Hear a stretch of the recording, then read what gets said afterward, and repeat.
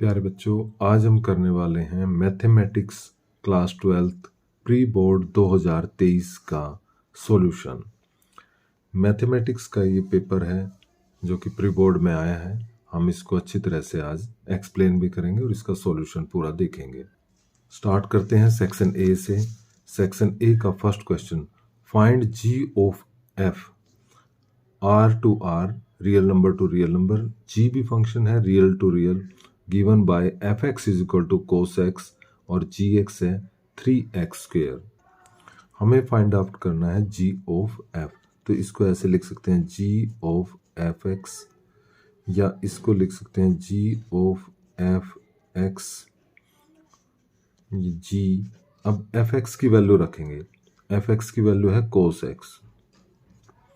अब हमें g के अंदर x को cos x से रिप्लेस करना है।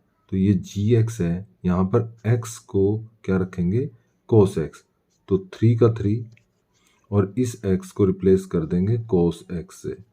तो इस तरह से आ जाएगा, ये स्क्वायर था, इसको ऐसे लिख सकते हैं cos स्क्वायर x। तो ये हमारा g ऑफ f बन गया। Second question, radius of a circle is increasing at the rate of 0.7 centimetre per second. हमें rate of increase of circumference बतानी है, जबकि r की वैल्यू गिवन है। क्वेश्चन सेकंड में हमें गिवन है rate of change of radius with time 0.7 centimetre per second और रेडियस की वैल्यू गिवन है। तो हमें सर्कमफ्रेंस में चेंज बताना है। तो किसी सर्कल की सर्कमफ्रेंस होती है 2πr। तो हमें निकालना है dc/dt, यानी कि rate of change of radius with time. अब इसका डिफरेंशिएट करते हैं, 2π r का 1 और r को क्योंकि हमें किसके रिस्पेक्ट में करना है, टाइम के रिस्पेक्ट में, तो इसलिए r का dr/dt हो जाएगा। अब वैल्यू रखते हैं 2π as it is, dr/dt rate of change of radius with time 0.7 दिया हुआ है। तो बस इसमें पाई की वैल्यू 22/7, 7/10 सेंटीमीटर पर सेकेंड, तो कैंसिल होकर 4.4 सेंटीमीटर पर सेकेंड। याद रहे, इस आर का इसमें कोई यूज नहीं है क्योंकि यहाँ आर बचा ही नहीं है। आर का यूज होता है यदि ये एरिया के रिस्पेक्ट में पूछता है, rate of change of area पूछता, तब आर यहाँ पर बच जाता और यहाँ पर आर की वैल्यू रखते थे। फिर थर्ड क्वेश्चन में थर्ड पार्ट है, एक्चुअली थर्ड पार्ट है फर्स्ट का।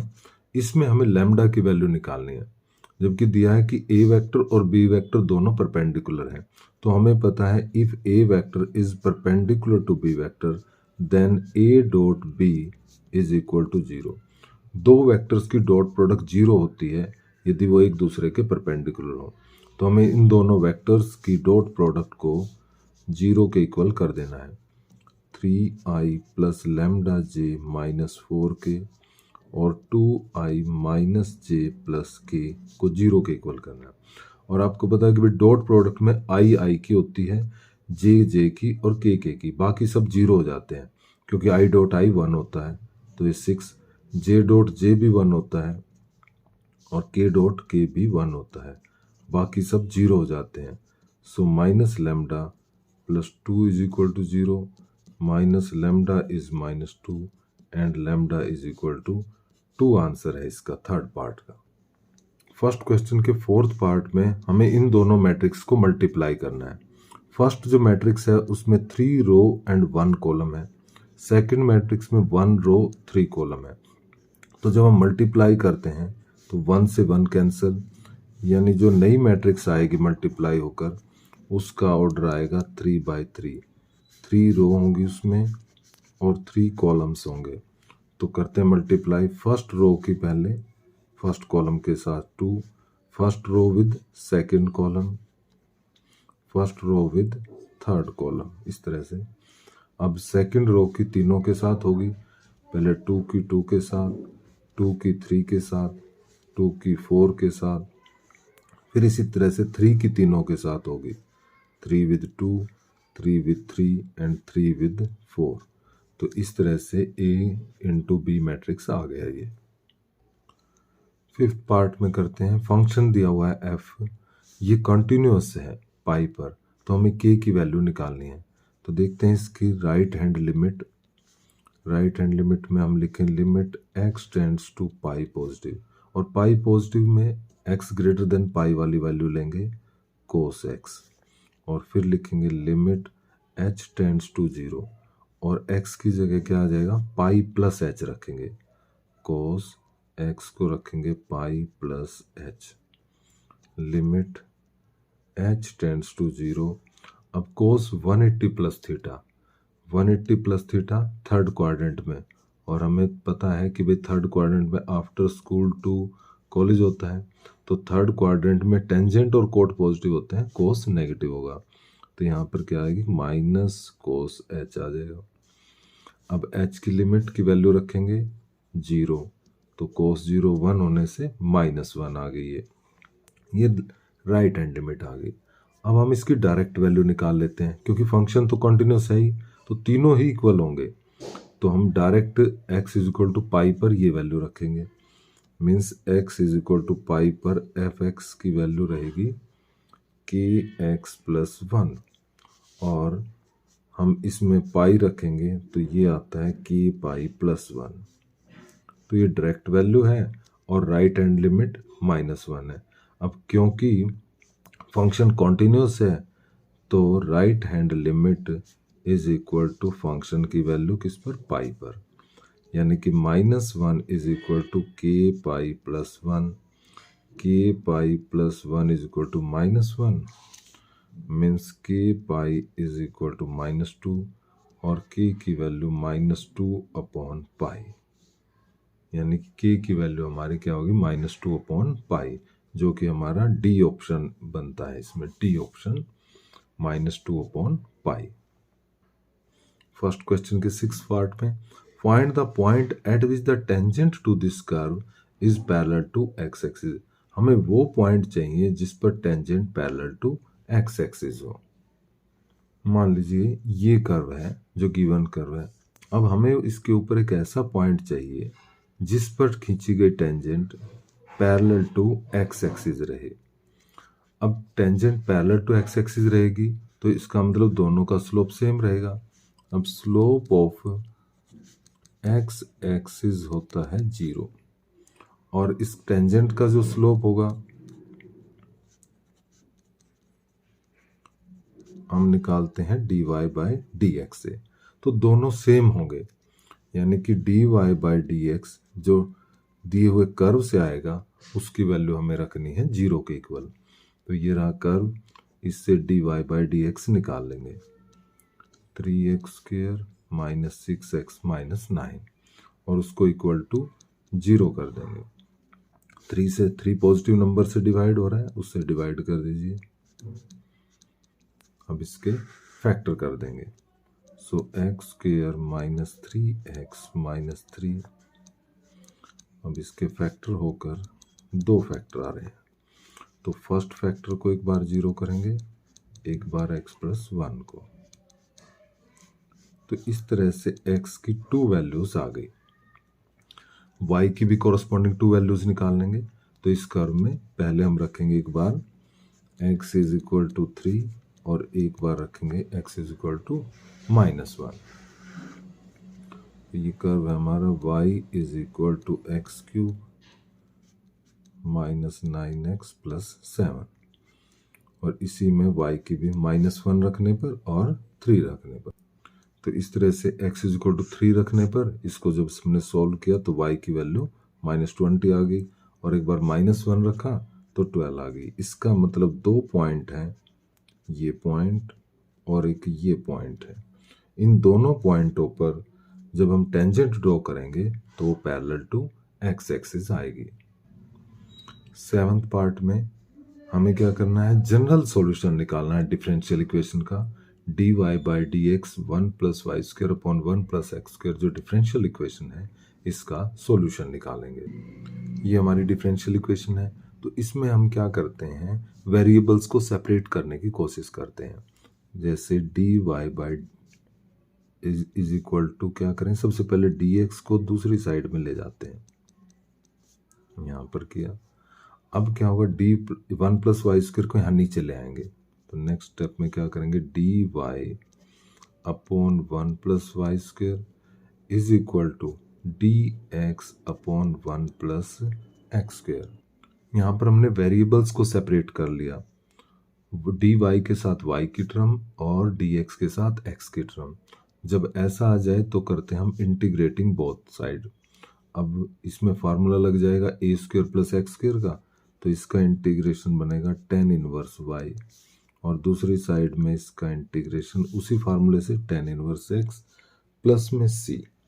तो इसको ऐसा लिख सकते हैं हम tan inverse y minus tan inverse x is equal to c। तो रिजल्ट में हम देखें तो हमारी ए ऑप्शन यही है, tan inverse y minus tan inverse x is equal to c। 8th part में हमें PA probability of event A दी हुई है, प्रोबेबिलिटी ऑफ इवेंट B दी हुई है, probability of A intersection B भी दी हुई है। हमें conditional probability of A when B is occurred की निकालनी है, हमें PA अपॉन B की निकालनी है।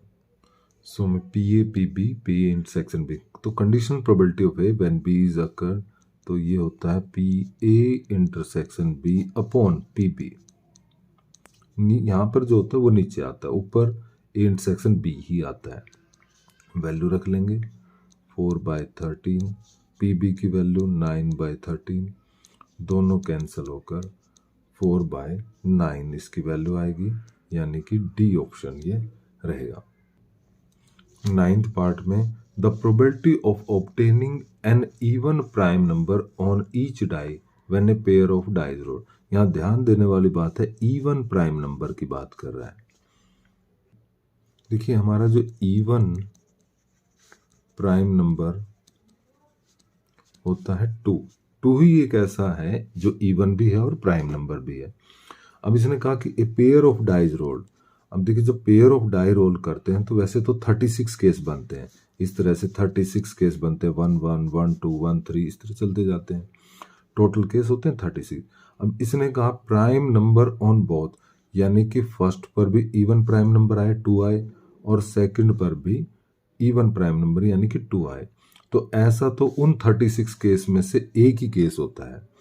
सो प्रोबेबिलिटी जो है एक केस बनता है, हमारा फेवरेबल केस 1 बनता है टोटल 36 केस में से। तो इस तरह से इसकी जो प्रोबेबिलिटी आएगी 1/36 आंसर रहेगा डी ऑप्शन में।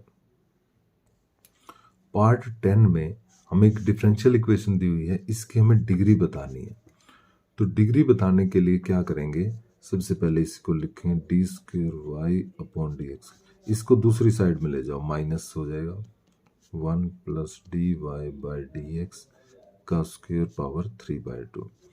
अब यहाँ पर देखिए डिग्री अब अभी हम नहीं बता सकते इसमें, क्योंकि यहाँ पर फ्रैक्शन में है पावर, तो पहले इस 2 को हटाना पड़ेगा हमें। अब 2 कैसे हटेगा, स्क्वेयरिंग ऑन बोथ साइड, तो दोनों तरफ का हम क्या करेंगे, स्क्वेयर कर लेंगे इस तरह से, और स्क्वेयर करने से 2 कैंसिल। तो अब हमारा जो बन गया d²y/dx² माइनस 1 + dy/dx का स्क्वेयर होल क्यूब। तो अब इसका a + b का क्यूब खोलने की हमें ज़रूरत नहीं है, क्योंकि हमें ऑर्डर बताना है और डिग्री बतानी है। तो यहाँ पर ऑर्डर तो इसका 2 है, हाईएस्ट ऑर्डर 2 है, और उसी की पावर हमें देखनी होती है। तो यहाँ पर 2 है, तो इसका मतलब इसका ऑर्डर भी 2 है और डिग्री भी 2 है। तो क्योंकि हमें डिग्री ही बतानी है इस क्वेश्चन में, तो इसकी डिग्री रहेगी 2। वैसे ऑर्डर भी पूछा जाता तो ऑर्डर ये था, हाईएस्ट ऑर्डर 2 रहेगा। वैल्यू बतानी हमें tan इनवर्स √3 की वैल्यू 60 पे होता है 10, तो ये π/3 माइनस। अब सीकेंट के अंदर माइनस है, जब कोट और सीकेंट में माइनस होता है तो हम कैसे लिखते हैं, पाई माइनस। सीकेंट में वैल्यू 2 कितने पर होती है, 60 पर होती है, तो इसको π/3 लिखेंगे। सो π/3 माइनस, इस ब्रैकेट को सॉल्व करेंगे तो 2π/3, सो पाई माइनस 2π इज -π/3, सो इसकी वैल्यू -π/3 रहेगी। 12th पार्ट में, नेक्स्ट पार्ट में पूछा है कि A square matrix B is said to be singular if singular is called if determinant of that matrix is 0। तब उस मैट्रिक्स को क्या बोलते हैं, सिंगुलर। तो सिंगुलर मैट्रिक्स बी कब रहेगी? When determinant of B is equal to 0। 13th part में if A and B are mutually exclusive event such that PA is 1/3, PA union B is 5/6, then what is the value of PP? A and B are mutually exclusive event है, तो mutually exclusive events में कुछ common नहीं होता, यानी कि दोनों का इंटरसेक्शन निल होता है, 0 होता है। तो यहाँ पर हम फॉर्मूला लगाएंगे PA union B is equal to PA plus PB minus A intersection B। So value रखेंगे A यूनियन B की, PA की वैल्यू हमें पता है, PB की फाइंड आउट करनी है, और A intersection B 0 because mutually exclusive events है। सो 5/6 minus 1/3 is PB। So this implies probability event if B is 3/6, 3/6 यानी कैंसिल होकर 1/2। इंटीग्रेशन फाइंड आउट करना नेक्स्ट पार्ट में, तो इसमें लेट कर लेंगे हम root x is equal to t. जब दिन दोनों तरफ का इंटीग्रेट करेंगे तो 1/2 root x d x is d t, या 1/रूट एक्स dx is 2dt। तो इस तरह से अब इसको सब्स्टिट्यूट करते हैं, बाय सब्स्टिट्यूशन कर रहे हैं। सो dx अपॉन रूट एक्स, इसको क्या लिखेंगे? इतने की जगह लिखेंगे हम 2dt, 2 बाहर आ जाएगा और dt कोस रूट एक्स की जगह पर t। तो एक तरह से अब इसका इंटीग्रेट हमें करना है, तो 2 कोस का sine t plus c, 2 sine t को दोबारा फिर रख देंगे, टी हमने सब्स्टिट्यूट किया हुआ है किसकी जगह? रूट एक्स की जगह, तो यहाँ पर रूट एक्स प्लस सी, ये हमारा आंसर रहेगा। फर्स्ट क्वेश्चन के 15th पार्ट में 2x plus y minus z is equal to 5, ये एक प्लेन दिया हुआ है, इसको पूछा हुआ है find the intercept cut by the plane on the axis. तो इसके लिए इंटरसेप्ट फॉर्म में हमें कन्वर्ट करना पड़ेगा, y upon z upon c is equal to 1, इस फॉर्म में इसको लाना है, यानी कि 1 होना चाहिए। तो डिवाइड बोथ साइड बाय 5, दोनों साइड हर एक टर्म को 5 से डिवाइड कर देंगे, यहाँ पर 1 बनाने के लिए 1 बना, तो इसको लिख सकते हैं x अपॉन 5/2, y अपॉन 5, और इसको लिख सकते हैं z अपॉन -5। तो इस तरह ये आगे intercept on x axis, y axis and z axis, यानी कि a की वैल्यू क्या है? 5/2, b की वैल्यू 5 और c की वैल्यू है 5। ये हमारे आंसर हैं, इंटरसेप्ट्स हैं एक्स एक्सिस, वाई एक्सिस और जेड एक्सिस पर। इंटीग्रेशन करना है sine square x upon 1 plus cos x का, तो हम साइन स्क्वायर को क्या लिख सकते हैं? 1 minus cos square x upon में 1 plus cos x d x.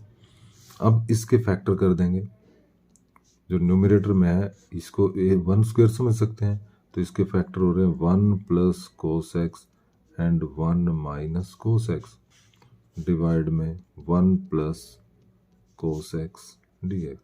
तो 1 प्लस कोस एक्स कैंसिल हो जाएगा, तो बाकी बचा 1 minus cos x and D x. अब इंटीग्रेट कर दो, 1 का x, कोस का साइन एक्स प्लस सी, सो ये आंसर रहेगा। सेक्शन बी में सेकंड क्वेश्चन, ए स्टार बी दिया हुआ है a माइनस बी, हमें चेक करना है कि ये कॉम्यूटेटिव है और एसोसिएटिव है या नहीं है। तो देखिए कॉम्यूटेटिव के लिए क्या होता है, a star B is equal to B star A होना चाहिए। तो a स्टार बी गिवन है, हम करते हैं b स्टार ए, b स्टार में a और b चेंज हो जाते हैं, तो यहाँ पर b हो जाएगा और यहाँ पर a। तो क्या चेक करते हैं, क्या a स्टार b और b स्टार a इक्वल है? a स्टार b है a माइनस बी और ये है b minus a, so clearly both क्या है? नॉट इक्वल है। तो this means a star b is not equal to b star a, therefore not commutative. अब करते हैं एसोसिएटिव चेक। एसोसिएटिव के लिए a star b star c equal होना चाहिए a star b star C, means bracket पहले एक बार B और सी पर, एक बार ए और बी पर, ये सेम होना चाहिए। तो चेक करते हैं ए स्टार, सबसे पहले इस ब्रैकेट को करते हैं बी स्टार सी। तो इस रूल से, रूल क्या कहता है कि फर्स्ट माइनस ये वाला सेकंड, तो यहाँ पर फर्स्ट बी है और माइनस सेकंड सी है। अब इसको सॉल्व करते हैं, ये फर्स्ट बन गया और ये सेकंड, रूल के अकॉर्डिंग फर्स्ट माइनस सेकंड करना है, तो फर्स्ट माइनस सेकंड यानी कि ए माइनस बी प्लस सी आया। अब दूसरी साइड करते हैं, ए स्टार बी, ए माइनस बी है, स्टार सी, अब ये फर्स्ट हो गया और ये सेकंड, रूल के अकॉर्डिंग फर्स्ट माइनस सेकंड यानी ए माइनस बी माइनस सी। तो ये दोनों क्लियरली क्या है, नॉट इक्वल हैं। तो यानी कि A star B star C is not equal to A star B star C, therefore not associative. So this relation is not commutative and not associative. Third question में हमें prove करना है कि sine inverse 8/17 sine inverse 3/5 को tan inverse 77/36 के। तो हम left hand side लेंगे जो कि दोनों साइन में दिए हुए हैं, तो इन दोनों को 10 में कन्वर्ट कर लेंगे, क्योंकि फिर हम tan inverse x plus tan inverse y का फार्मूला भी लगा देंगे। तो इसको 10 में कन्वर्ट करने के लिए रफ वर्क में यहाँ पर हम कर लेंगे। साइन क्या होता है, परपेंडिकुलर अपॉन हाइपोटेन्यूज। तो इस तरह से यहाँ पर हम बेस निकाल लेंगे इसका, और बेस पाइथागोरस थ्योरम लगाने से 225 यानी कि 15 आ जाएगा। तो अब 10, इसको हम 10 में लिख सकते हैं, 10 इनवर्स परपेंडिकुलर अपॉन बेस 8/15। ऐसे ही इसको भी साइन इनवर्स 3/5 को बदल लेंगे, 3/5, सो 25 माइनस 9 यानी कि पाइथागोरस थ्योरम से 4 आ गया। तो इसको भी 10 इनवर्स परपेंडिकुलर अपॉन बेस, दोनों 10 इनवर्स में कन्वर्ट हो गए लेफ्ट हैंड साइड में। अब यहाँ पर फॉर्मूला लगाएंगे 10 inverse x plus 10 inverse y का, जो कि होगा 10 inverse x plus y upon 1 minus x y. तो लगाते हैं ये x और ये y, 10 inverse x plus y का फार्मूला लगा देते हैं। तो ये बन जाएगा 10 inverse x plus y upon 1 minus x into y, और इसको सिंप्लीफाई करेंगे, एलसीएम 60 लेकर डिवाइड में 60 माइनस 24, दोनों 60 cancel, upon 36 is equal to right hand side के इक्वल ये 10 इनवर्स में आ गया। हमें वैल्यू फाइंड आउट करनी, ए डैश मैट्रिक्स दी हुई है, बी दी हुई है, हमें वैल्यू निकालनी है ए प्लस 2 बी ट्रांसपोज निकालनी है। तो ए प्लस 2 बी ट्रांसपोज किसके इक्वल होगा, ए डैश प्लस 2 बी डैश। दो मैट्रिक्स के सम का ट्रांसपोज करते हैं तो फर्स्ट का ट्रांसपोज प्लस सेकंड का होता है। अब ए डैश तो हमें दिया ही हुआ है, अब हमें चाहिए बी डैश, तो इस मैट्रिक्स का हम ट्रांसपोज कर लेते हैं, रो इनटू कॉलम, और सेकंड रो को सेकंड कॉलम बना देंगे। अब हमारे पास ए डैश भी है और बी डैश भी, सो वैल्यू रखते हैं ए डैश की -2 3 1 2 2 times of B dash transpose of B, so -2 3 1 2 2 से मल्टीप्लाई हो जाएगा। अब दोनों को ऐड कर देंगे, सो -2 with -2, 3 and 2, 1 with 0, 2 with 4। Question 5 में किसी ट्रायंगल की तीनों वर्टिसेस हमें दी हुई हैं और इसका एरिया भी गिवन है, 4 स्क्वायर यूनिट्स दिया हुआ है। सो के की वैल्यू हमें निकालनी है, तो हम इसमें डिटरमिनेंट मेथड का यूज करेंगे। किसी ट्रायंगल का जो एरिया होता है, किसी ट्रायंगल का एरिया, जैसे इसमें 4 गिवन है तो 1/2 डिटरमिनेंट की वैल्यू किससे, -20 फर्स्ट पॉइंट 1, 0 4 यहाँ पर 1, 0 k और यहाँ पर 1, और इस डिटरमिनेंट की पॉजिटिव वैल्यू को इक्वल करेंगे 4 से। सो 1/2 डिटरमिनेंट को सिंप्लीफाई कर लेते हैं, एक्सपेंड कर लेते हैं फर्स्ट रो से और फर्स्ट कॉलम से। तो मैं फर्स्ट कॉलम से कर रहा हूँ क्योंकि बाकी दो जीरो हैं। सो -2 रो, इस रो और कॉलम को छोड़ने के बाद 4 - k इज इक्वल टू 4। इस 2 को यहाँ पर ले आएंगे तो 4 - k इज इक्वल टू 8। अब यहाँ पर क्योंकि ये पॉजिटिव वैल्यू लेते हैं तो यहाँ पर हमें प्लस माइनस लगाना पड़ेगा। तो एक बार प्लस के साथ और एक बार माइनस के साथ वैल्यू लेंगे। तो -8 + 2k एक बार 8 के इक्वल और -8 + 2k एक बार -8। तो यहाँ से 2k is equal to 8 + 8 means k is equal to 8। और यहाँ से दूसरी value 2k is 0, so k is 0। So k की दो वैल्यू आ गई, 0 एंड 8। दो आंसर है हमारे, 0 एंड 8। क्वेश्चन 6 में y is equal to cos inverse 2x upon 1 + x² given है। हमें यहाँ पर dy/dx निकालना है। तो इसमें लेट कर लेंगे हम x is equal to tan theta, जिससे बन जाएगा cos inverse 2 tan theta upon 1 + tan² theta. अब ये जो वैल्यू है 2 tan theta upon 1 + tan² theta, ये वैल्यू है sin 2 थीटा की। तो इस ब्रैकेट में जो वैल्यू है sin 2 थीटा की वैल्यू है, तो यहाँ पर हम लिख देंगे sin 2 थीटा। बट हमें यहाँ पर चाहिए cos, सो दैट cos और cos इनवर्स कैंसिल हो जाएं। तो इस साइन को हम cos में पहले बदल लेंगे। इसको लिखेंगे हम cos 90 - 2 थीटा, ये 2 थीटा। अब यहाँ से cos इनवर्स कैंसिल हो जाएगा और y इज इक्वल टू बन जाएगा 90 - 2 थीटा। दोबारा हम इस थीटा को x में लेके आएंगे, यहाँ पर थीटा x में लिया जाएगा। तो यहाँ से यहाँ पर क्या करेंगे हम, जो हमने ये लिया हुआ था, लेट किया था, इसको दोबारा हम ऐसे लिख सकते हैं। यहाँ पर 10 को इधर ले आए तो tan inverse x is equal to theta. So theta की ये जो वैल्यू यहाँ पर हम रख देंगे, यहाँ पर रखते हैं थीटा की वैल्यू tan इनवर्स x। अब y किस में आ गया, x में। अब डिफ्रेंशिएट करते हैं, डिफ्रेंशिएटिंग बोथ साइड। सो y का dy/dx, y/2 का 0 2 और tan इनवर्स x का derivative 1/1 + x²। So final answer is dy/dx is -2/1 + x²।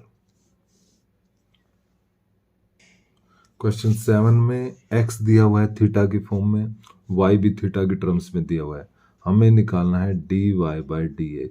तो पैरामीट्रिक फॉर्म में सबसे पहले x का डेरिवेटिव करेंगे with respect to theta.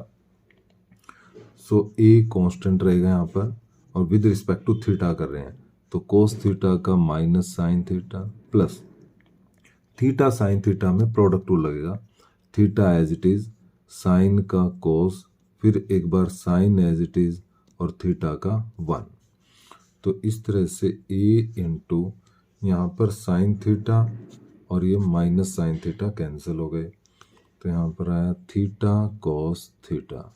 So dx/d theta की वैल्यू है a थीटा cos थीटा। अभी इसी तरह से हम निकालेंगे यहाँ पर dy/d थीटा। तो यहाँ से dy/d थीटा निकालते हैं। ए कांस्टेंट, साइन थीटा का cos थीटा माइनस, ये माइनस बाहर रख लेते हैं और अंदर थीटा cos थीटा में प्रोडक्ट रूल लगाएंगे। तो theta as it is, cos का माइनस साइन प्लस एक बार cos एज इट इज और थीटा का 1। तो इस तरह से इसमें प्रोडक्ट रूल लग गया। अब a cos theta bracket open करेंगे, theta sine theta minus cos theta यहाँ से कैंसिल हो जाएंगे, तो वैल्यू आई ए थीटा साइन थीटा, ये वैल्यू है dy बाय डी थीटा की। अब हमें निकालना है dy बाय डी एक्स, और dy बाय डी एक्स कैसे निकालेंगे, dy upon D theta divide में dx बाय डी थीटा। तो dy बाय डी थीटा की value A theta sine theta है, डिवाइड में dx बाय डी थीटा की value A theta cos theta इसकी value है। जो कैंसिल होता है उसको कैंसिल कर देंगे, और बाकी बचा sine theta upon cos theta, that is tan theta. So ये dy बाय डी एक्स की वैल्यू है। क्वेश्चन 8 में हमें इंटीग्रेट करना है, तो किस टाइप में है, dx अपॉन क्वाड्रेटिक इक्वेशन है। तो क्वाड्रेटिक इक्वेशन का जब हमें करना होता है, 1 अपॉन में क्वाड्रेटिक इक्वेशन होती है, तो इसको कंप्लीटिंग स्क्वायर मेथड से करते हैं। तो उसके लिए सबसे पहले यहाँ पर 9 की जगह पर यहाँ 1 होना चाहिए, तो इसलिए 9 बाहर लेंगे और इस तरह आएगा x square minus 12 x upon 9 plus 8 by 9। एक तरह से क्या किया हमने, 9 से डिवाइड किया, 9 से मल्टीप्लाई किया, तो ये 9 से 9 तो कट गया, ये 9 कट गया, तो ये बना 1 by 9 d x upon x square minus 3 से कैंसिल प्लस 8 अपॉन 9, इस तरह से बना। अब स्टेप क्या होते हैं, इसके नेक्स्ट स्टेप ध्यान से देखें कि जो x का ये कोफिशिएंट होता है विदाउट नेगेटिव साइन ले लें, ये हमारा जो है 4/3, यहाँ रफ वर्क में कर रहा हूँ मैं, इसका हाफ करते हैं, इसका करते हैं हाफ, जो कि बन जाएगा यानी 2 से डिवाइड 2/3, फिर उसका स्क्वायर ऐड और सब्ट्रैक्ट करते हैं, यानी यहाँ पर क्या ऐड और सब्ट्रैक्ट करना है, 4/9, कैसे 1/9 D x upon x square minus 4/3x, और यहाँ पर प्लस 4/9 और माइनस 4/9, ये 8/9 ऑलरेडी था। यहाँ पर क्या किया, प्लस 4/9 और माइनस, इससे क्या होगा, इससे फायदा ही होगा कि जो फर्स्ट 3 टर्म्स हैं ये कंप्लीट स्क्वायर बन गया, ये बन गया A square plus B square minus 2ab, यानी ये बन जाएगा x माइनस 2/3 का स्क्वायर, और बाकी इन दोनों का एलसीएम 9, तो 8/9 माइनस 4/9 प्लस का 4/9 बच जाएगा, इन दोनों का सम प्लस 4/9। अब ये हो गया 1/9 D x upon x minus 2/3 का स्क्वायर प्लस 2/3 का स्क्वायर। अब 1/9 तो है ही, यहाँ पर इसमें इंटीग्रेशन लगेगा dx अपॉन ए स्क्वायर प्लस एक्स स्क्वायर, जो कि होता है 1/a tan inverse x upon a। तो क्या होगा 1/a, ये a है, tan inverse x upon a, ये पूरा x है, और अपॉन a 2/3 है, प्लस c। अब इसको सिंप्लीफाई कर लेंगे, 3 से ये कैंसिल हो जाएगा, तो ये होगा 1/6 tan इनवर्स, यहाँ पर इसका एलसीएम 3x माइनस 2 अपॉन 2/3, दोनों 3 ये कैंसिल हो जाएंगे, तो 1/6 tan inverse 3x minus 2 upon 2 plus c। इस तरह से ये थोड़ा सा मिस हो गया, तो ये 3 से 9 का कैंसिल हुआ, ये A square plus x square tan inverse x upon a हुआ, तो यहाँ पर 3 2 जा 6 tan इनवर्स, यहाँ इन दोनों का एलसीएम लिया, ये अपॉन में 3 से 3 कैंसिल होकर ये 3x minus 2 upon 2 plus c। By using the property of integration हमें इसका इंटीग्रेशन निकालना है, तो इसमें जो प्रॉपर्टी हम लगाएंगे 0 to a fx dx को लिखा जा सकता है 0 to a f a minus x dx, तो ये वाली प्रॉपर्टी इसमें लगा देते हैं। तो इसके लिए इसको हम i के इक्वल लेट कर लेते हैं गिवन इंटीग्रल को, और लगाते हैं इसमें property. So i is equal to 0 to, जहाँ पर x है वहाँ पर a माइनस एक्स लिख देना है, तो इस x की जगह a माइनस एक्स, इस x की जगह भी a माइनस एक्स प्लस यहाँ पर a का a और ये जो x है यहाँ पर लिखेंगे a माइनस एक्स। अब क्या होगा 0 to a minus x, a minus x plus a minus a plus x d x. जब ब्रैकेट ओपन की तो ये साइन इसका चेंज हो गया और इससे ये a से कैंसिल हो गया।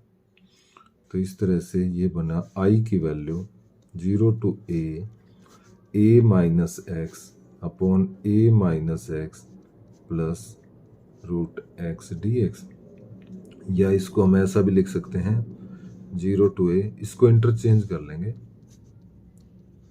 रूट एक्स को पहले लिख लें और a माइनस एक्स को बाद में लिख लें। तो ये हमारी इक्वेशन बन गई। इक्वेशन ये स्टार्टिंग में जो क्वेश्चन में था इसको इक्वेशन 1 ले लेते हैं और इसको इक्वेशन 2 ले लेते हैं। तो ये भी i के इक्वल है और ये भी i के ही इक्वल है, तो दोनों को प्लस कर देते हैं। यहाँ पर लिखेंगे एडिंग 1 and 2, दोनों को ऐड कर लेते हैं। कैसे ऐड करेंगे, इधर भी i है और इधर भी i है, तो यहाँ तो हो गया 2i। तो फर्स्ट इंटीग्रल जो क्वेश्चन में दिया ही हुआ था root x upon root x plus a minus x d x plus दूसरा इंटीग्रेशन जो हमने ये निकाला i के इक्वल, तो ये भी i है, इसको प्लस करते हैं a minus x upon root x plus a minus x d x. अब देखिए दोनों इंटीग्रल की लिमिट सेम है, तो इसको हम ऐसे लगा सकते हैं 0 to a root x a minus x plus a minus x root x plus a minus x d x, ऐसा भी लिख सकते हैं। अब दोनों का एलसीएम सेम है आ रहा है, तो इसको ऐसा लिखा जा सकता है root x plus a minus X, यानी root x plus a minus X, ऐसे लिख सकते हैं। और इससे दोनों ये कैंसिल हो गए, तो ये वैल्यू बनी 2i is equal to 0 to a 1 dx। अब 1 का इंटीग्रेशन कर देंगे 2i, इसका 1 का integration x limit 0 to a, तो ऐसे है 2i is equal to upper limit minus lower limit 2i is a, i is equal to a by 2, यानी जो गिवन इंटीग्रल है उसकी वैल्यू आ गई a upon 2। We have to solve this differential equation. इस डिफरेंशियल इक्वेशन को हम solve करेंगे तो सबसे पहले क्या करें, dx और dx को दोनों को एक साइड में ले जाते हैं।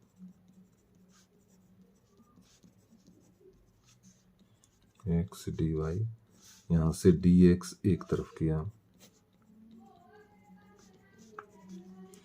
और अब इसको dy अपॉन dx की फॉर्म में लिख लेते हैं।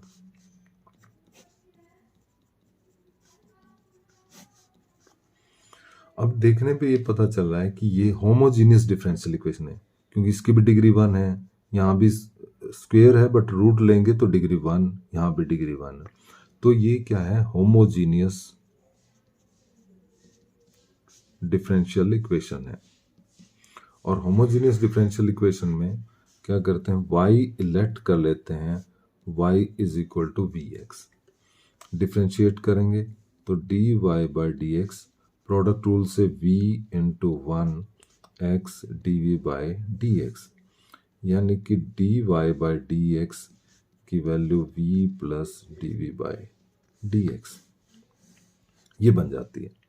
तो यहाँ सब्स्टिट्यूट करते हैं, इस dy बाई डी एक्स की जगह क्या लिखेंगे, v plus x d v by d x square root x square का एक्स स्क्वेयर, y को वी एक्स रखेंगे, तो यहाँ क्योंकि स्क्वेयर है तो वी स्क्वेयर एक्स स्क्वेयर हो गया, इस y को भी v x upon x, so v plus x d v by d x. यहाँ से एक्स स्क्वेयर कॉमन है और रूट से बाहर आएगा तो एक्स बन जाएगा अपॉन एक्स। अब v x d v by d x, दोनों में से एक्स कॉमन आ जाएगा,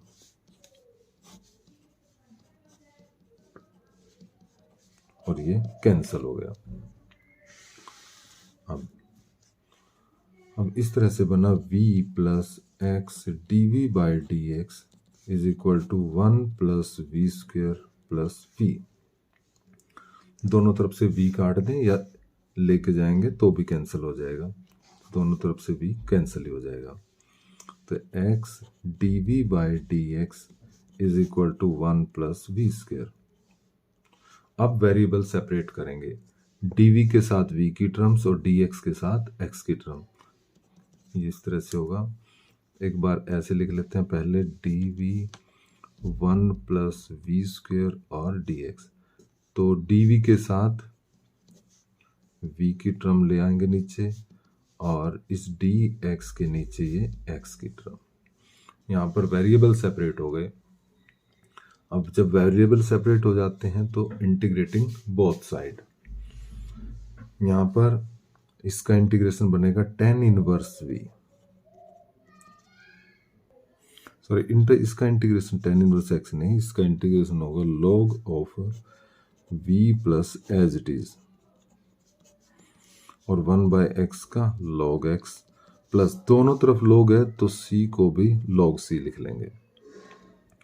तो इस तरह से log 1 plus v square, log m plus n क्या हो जाएगा, log m इंटू n हो जाएगा, और दोनों तरफ से log से log कैंसिल हो जाएगा।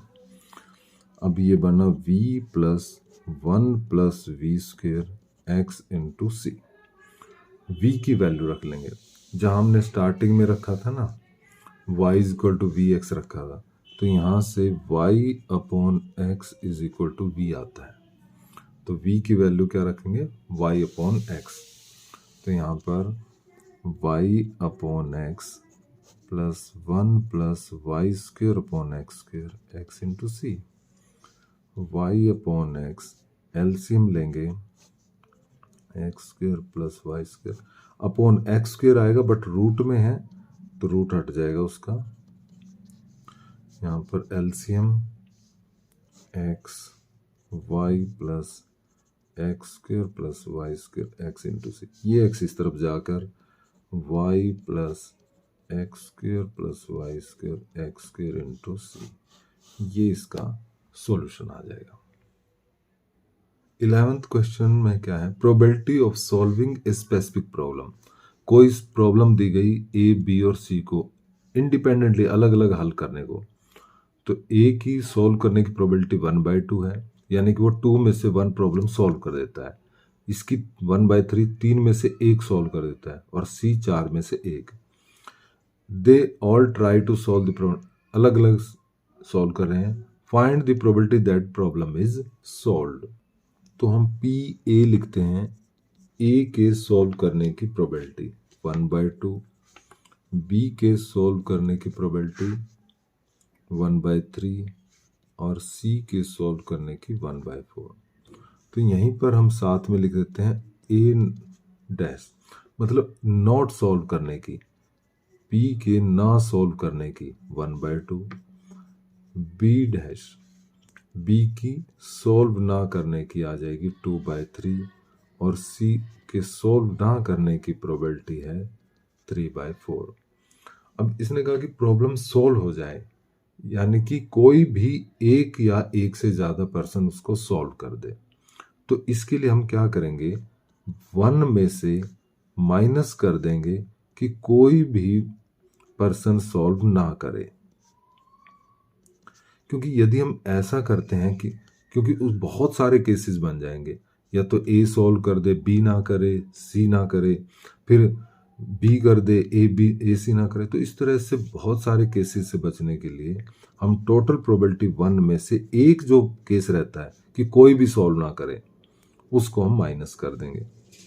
क्योंकि इंडिपेंडेंटली सॉल्व कर रहे हैं तो यहाँ पर मल्टीप्लिकेशन थ्योरम का यूज करते हुए A dash into B dash into C dash use करेंगे। ए के ना सॉल्व करने की प्रोबेबिलिटी 1/2, बी नॉट सॉल्विंग 2/3 और सी 3/4।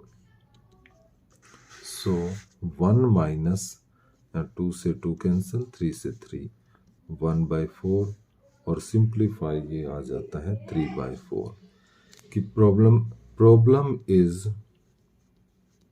सॉल्व, मतलब प्रॉब्लम सोल्व हो जाएगी। कोई एक पर्सन करे, दो करे या तीनों कर दे तो उसकी प्रोबेबिलिटी है 3/4। यहाँ पर हमारा सेक्शन बी कंप्लीट हुआ। सेक्शन सी करने के लिए हम नेक्स्ट वीडियो में करेंगे। तो इस वीडियो में हमने करा सेक्शन ए बी, सी के लिए मैं नेक्स्ट वीडियो बना रहा हूँ, तो तब तक आप इसको करिए।